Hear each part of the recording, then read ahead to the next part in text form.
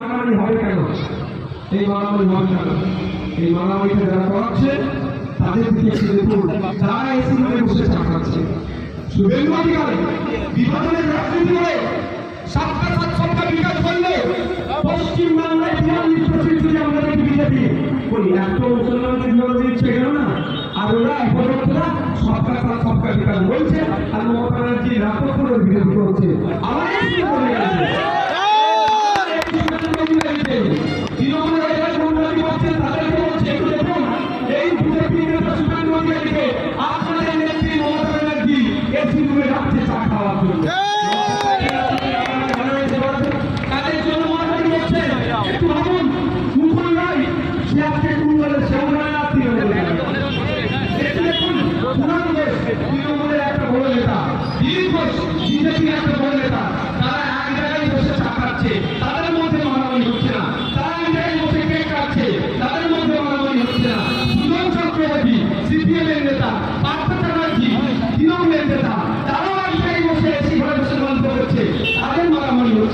মারামারি কেন পরিবেশ বাজারে হবে?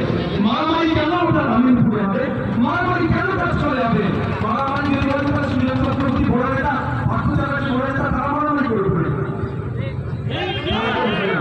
তারা জানে মারামারি করতে গিয়ে মার খাবে, কাউকে মারলে 307 ধারায় কেস হবে।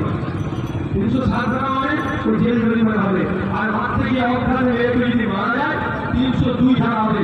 আর 302 ধারা মানে বাড়িতে তার ভাত খাওয়ার সময় থাকবে না, তাকে জেলের মধ্যে পাবে। এটা বড় নেতারা জানে। তারপরেও ছোট নেতাদেরকে মারামারি উৎসাহিত করছে। আমি ছোট নেতাদের উদ্দেশ্যে বলবো, সম্মত হয়ে যান, কারণ আপনি যখন কাজে করলেন দাদাজিকে হাত আপনার করতে যাবে।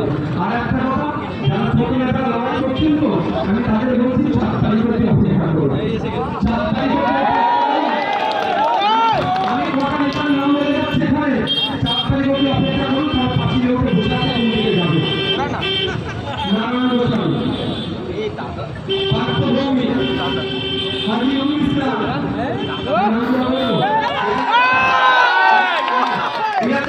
দেখুন পাঁচিলে ওকে বসে আছে। রেজাল্ট খারাপ হলেই কার জন্য আপনারা লড়াই করছে একটু ভাবুন। বিয়ে শেষে মামার ছেলে, খালার ছেলে, মাসির ছেলে, পিসির ছেলে, জ্যাঠার ছেলে, তাদের সাথে লড়াই জড়িয়ে পড়ছে, একটু খারাপ লাগছে না? শুধু দাদাদিদের কথা শোনার জন্য দাদাদিরা এই স্কুলে বসে একসাথে চা খাচ্ছে, আর আপনি আপনার মামার ছেলের মাথা ফাটিয়ে দিচ্ছেন, তার নামে ইট প্যাকেজ দিচ্ছেন, তাকে ডিস্টার্ব করছেন। একটু নিজেকে খারাপ লাগছে না? একটু ভাবুন, ভাবার সময় এসেছে। আর কতদিন লড়াই করবে? লড়াই করে আপনার শেষ হয়ে যাবে।